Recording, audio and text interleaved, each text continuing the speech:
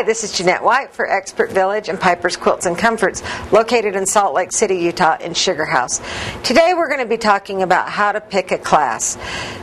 Learning this skill can be really overwhelming. There are so many things to choose from, and you a lot of times don't even know where to begin.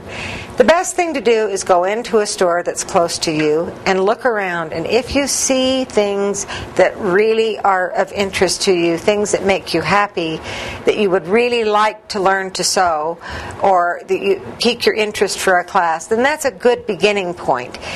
If you do find that, then ask who is teaching the class, and did they do the sample that you're looking at, and is there a kit available? Then ask to see their quilting classroom, and ask if you have to bring a sewing machine.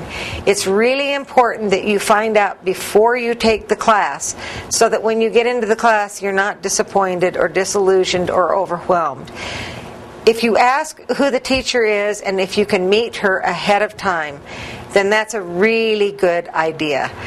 It's important that you get into a class that fits with your expectations and your skill levels. We have a lot of classes here at Piper's, and if you have any questions, be sure and let us know. Thank you.